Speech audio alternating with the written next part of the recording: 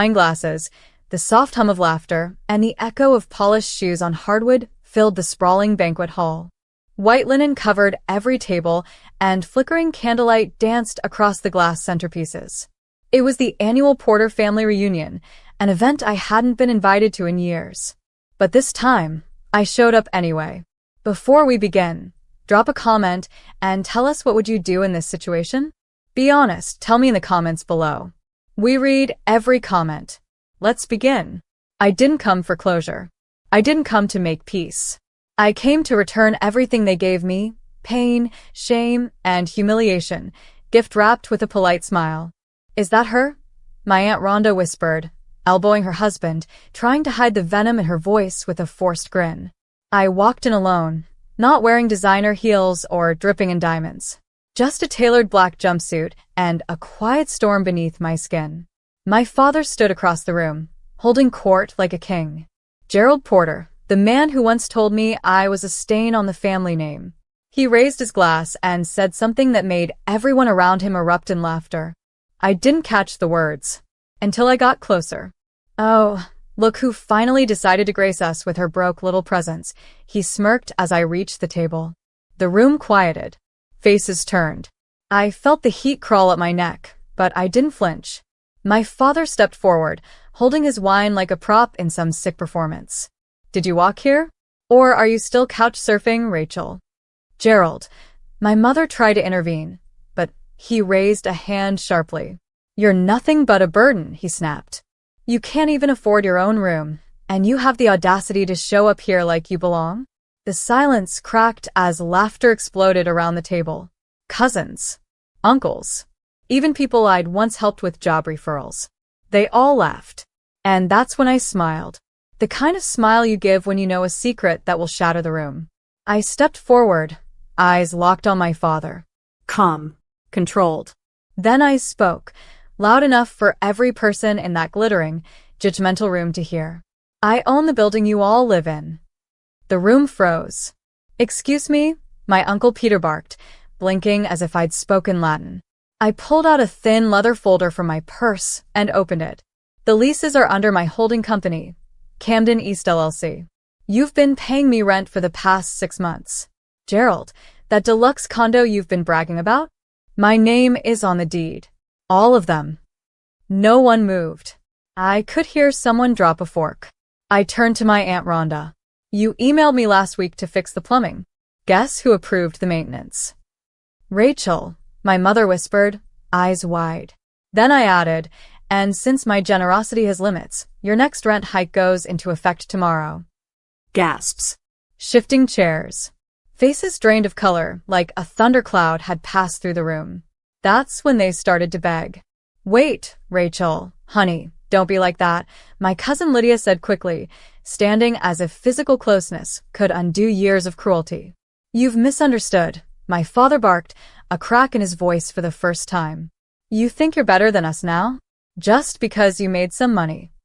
I stepped closer until I was nearly nose to nose with the man who once said I'd never amount to anything. No, I said quietly.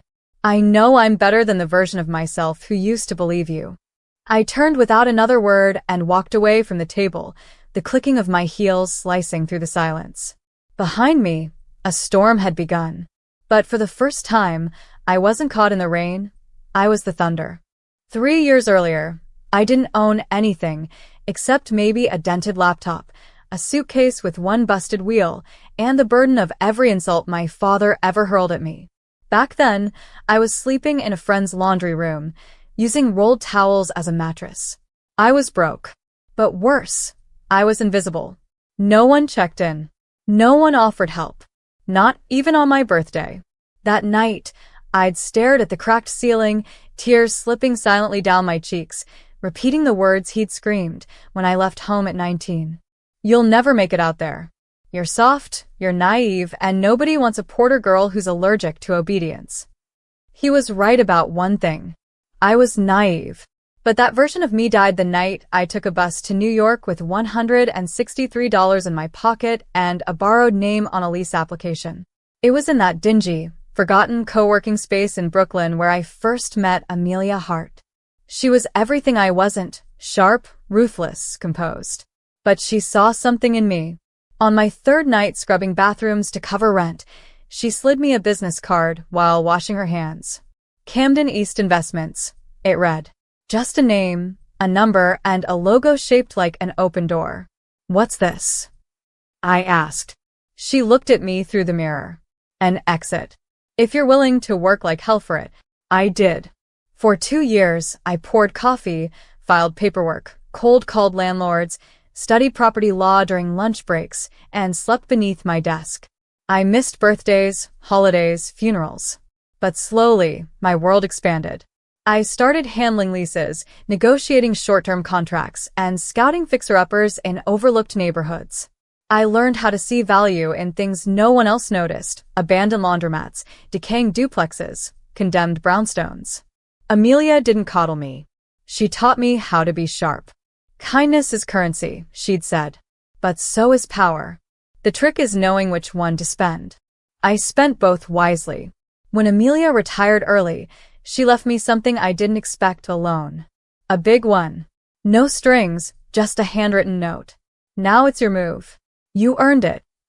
I bought my first building 2 months later. A year after that, my LLC owned 12. 6 months later, I saw the list of tenants in our latest acquisition, and my stomach twisted. Gerald Porter, Rhonda Porter, Lydia Porter. My family. I remember staring at the lease forms like they were some cruel prank. They'd unknowingly moved into a property I'd just acquired in a bulk deal. That's when I made the choice. I didn't want revenge yet. I wanted clarity. I hired private contractors for all the units except theirs. I sent their repairs to the bottom of the list. I watched as they posted passive-aggressive complaints on tenant forums, calling the owner incompetent. But they never guessed. Not once. They still thought I was broke, floating job to job, living in some shoebox, while they enjoyed rooftop views and wine nights. And when the reunion invite arrived, addressed to my old childhood nickname, Ray Ray, like I was still 7 and clueless, I knew it was time. But what I hadn't expected was how it would feel.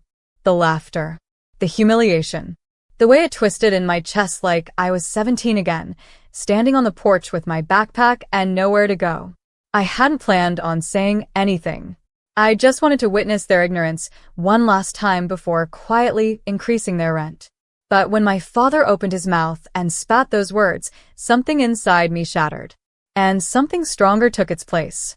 Now, walking down the corridor outside that banquet hall, I heard them scrambling behind me. Rachel, wait. Let's talk. No more stunts, Gerald. Aunt Rhonda hissed. You just insulted the landlord. I didn't turn back. Because I wasn't that girl anymore. I wasn't Ray Ray. I wasn't their burden. I was Rachel Porter, the woman they overlooked, underestimated, and discarded. And they were living on borrowed time. I didn't go home that night. I went to the top floor of the very building they lived in, my building, unlocked the penthouse, and sat by the window with a glass of orange juice and silence. I'd never lived there. Never needed to. But I kept the space pristine, fully furnished, untouched. Like a museum of what I could afford but didn't need to show off. And tonight I needed height, distance, perspective. From up here, the city looked calm. But down below in apartment 4B, I imagined my father was pacing. He always did that when he felt cornered. Hands behind his back, like a general preparing for war.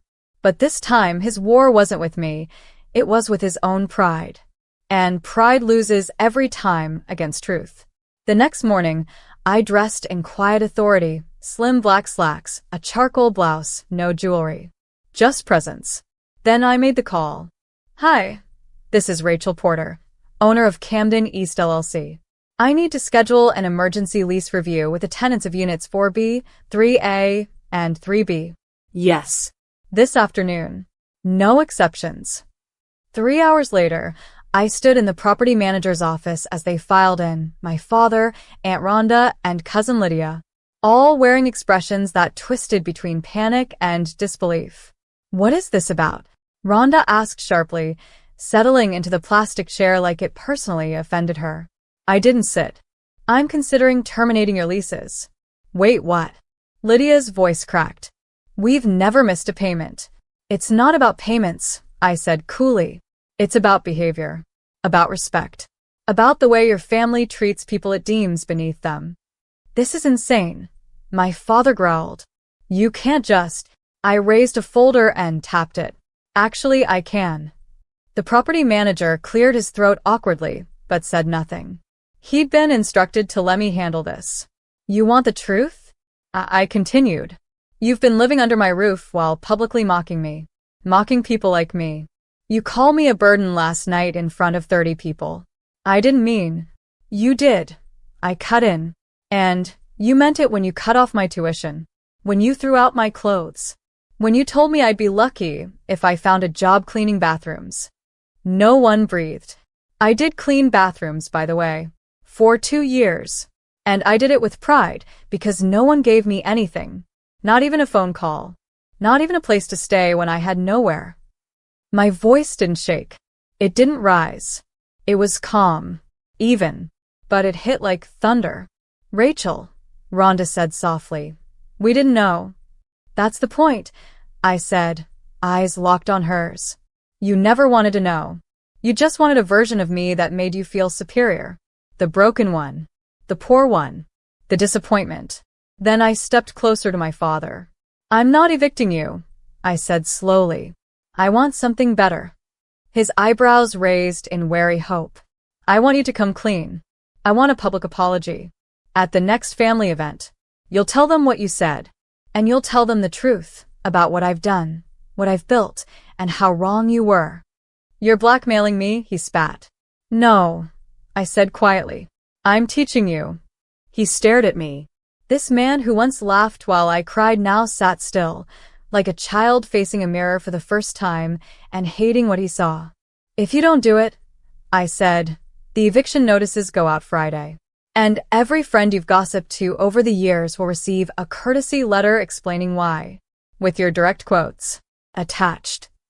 They left the meeting like shadows. Shaky. Hollow. Speechless. And for the first time, I didn't feel guilt. I felt peace. But I wasn't done. Because power isn't just about revenge. It's about rebuilding. And I was going to build something beautiful out of the ruins they left me in. I hadn't seen my mother alone in years. She was always next to my father. Never too loud, never too soft. Just there, like a piece of furniture he never noticed, but wouldn't let go of. She called me the night after the lease meeting. Rachel, it's Mom. Can we talk? I stared at the phone for nearly a minute before answering. My voice was cold. Automatic. Go ahead. Not like this, she said. Please. Face to face. I agreed, out of curiosity, not compassion. We met at a quiet coffee shop across from a small public park, the kind of place where kids ran barefoot and parents forgot their phones for a moment. The kind of place that didn't care who you were, only how you treated others. She wore a plain sweater, her hair pulled back tight, hands clutching her purse like a shield. I didn't sit right away. I only have 20 minutes, I said. She nodded quickly, swallowing whatever greeting she'd planned. I didn't know he'd say those things to you last night, she began, her voice breaking on the edges. I raised an eyebrow. But he's said worse before. In front of you. Her eyes fell to the table. Why didn't you stop him? I asked. Why didn't you speak up? I begged you once. I remember crying in the kitchen at 17, telling you I felt like a stranger in my own home. And you said, try not to upset your father. I was scared too, she whispered. I leaned forward. No, Mom. You were comfortable. You were comfortable letting him break me if it meant you didn't have to lose your seat at the table. And now that the table belongs to me, suddenly you want to talk. Tears slid down her cheek. She didn't wipe them. I thought you hated me, she said quietly. But I hated myself more. Every time I saw you on TV or in an article, I wanted to call. But what do you say to the daughter you failed? Try I'm sorry, I said flatly. That's a good place to start. I am. The silence that followed wasn't peaceful. It was jagged and awkward, like strangers sharing grief in a waiting room. Why did you come today? I asked. Really? She hesitated, then said the first honest thing she'd told me in 20 years. Because I don't want to die with your silence being the last thing I hear. My jaw clenched. I can't erase what I let happen, she added. But if there's a way back, even to a place where you don't hate me, I'll do the work. For the first time, I saw her not as my mother, but as a woman. A woman who'd let her fear rot everything good she had, then woke up alone in the ruins. I stood and placed my card on the table. You want to start? I said. Then leave him. She blinked. Rachel, if you ever want a real relationship with me, that's step one. I won't visit the house he owns. I won't pretend we're a family at barbecues while he mocks the waitress behind her back. You leave him and you start over. That's the price. Her mouth trembled. And if I don't, then this coffee is our last conversation. I walked out. I didn't look back. The next morning, I received a voicemail. Her voice, barely audible, said, I'm staying at my sister's. You were right. I'm ready now. Not for you, for me. I didn't cry. I smiled. Then I opened the email from the reunion committee. Subject, last-minute addition to the reunion program. A few words from Rachel Porter. I leaned back and clicked reply. Confirmed. The next reunion was held at the same venue. Same chandeliers, same polished silverware, same fake smiles. But this time, everything had changed. When I entered, no one left. They stood. Some out of fear, some out of guilt, and a few, very few, out of respect. I wore a white suit. Clean, sharp, powerful. Not flashy, just undeniable. There was a podium set up at the far end of the room, and next to it was a banner that read, Honoring Legacy, Embracing the Future.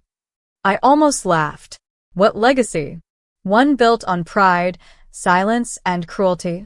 I took the mic when they called my name. My father sat stiff in the crowd, arms crossed, jaw tight. My mother wasn't beside him. She was across the aisle, beside her sister, her hands folded in her lap like she was praying. I didn't use a script. I didn't need one. Some of you remember me as the girl who left in the middle of the night. I began, my voice even. Some of you don't remember me at all. And some of you remember me only when it's convenient to shame someone. Murmurs rolled through the crowd. I smiled. 3 years ago, I had nothing. Not even a bed. I worked cleaning bathrooms while most of you forgot I existed. But I wasn't broken. I was building. In silence. In pain. With no support. And now, I paused. I own 12 properties across the state. I employ over 50 people. And this venue, the one you're all standing in, it belongs to my company now. Gasps. Whispers. A few people turned to look at the exits, unsure if they were standing on safe ground anymore. I didn't come here to flaunt anything. I continued. I came to expose something. I turned toward my father. You taught me that love is earned. That worth is conditional. That survival requires obedience. But I unlearned that. He didn't move. You called me a burden, a failure, a stain. And you laughed as the room followed your lead. But now, I looked around, voice rising just slightly. Now you all pay rent to the burden you tried to erase. People shifted, avoiding eye contact. Some were shaking their heads. One of my cousins was crying. I'm not here for revenge, I said, though I'd be lying if I said this didn't feel satisfying. I'm here to draw a line. Starting today, I don't carry your shame. I don't answer to your judgments. I am not Ray Ray, the family screw-up. I looked to the back of the room where a framed portrait of my grandfather hung. He'd passed before all this. He was the only one who ever told me I could be something. I am Rachel Porter, and I own my name now. There was silence. Then applause. Slow at first from someone near the back. Then scattered claps. Then more. My father stood abruptly and stormed out. No one followed. I left the mic and stepped outside into the spring air, the breeze tugging gently at my suit jacket. That's when my cousin Lydia approached. She looked sheepish, mascara smudged, heels in her hand. I was horrible to you, she said, voice raw. I didn't mean. But you did. I cut her off gently. You meant every joke, every whisper, Every time you turned your back. She looked down. But you have a choice now, I added. Grow from it, or stay who you've been. She nodded slowly, eyes glistening. You're not what I expected. No, I said, walking past her. I'm better. That night, I stood in the penthouse again, alone, peaceful, complete. Not because they begged for forgiveness. Not because I finally had money or power. But because I reclaimed the narrative they stole from me. They tried to write me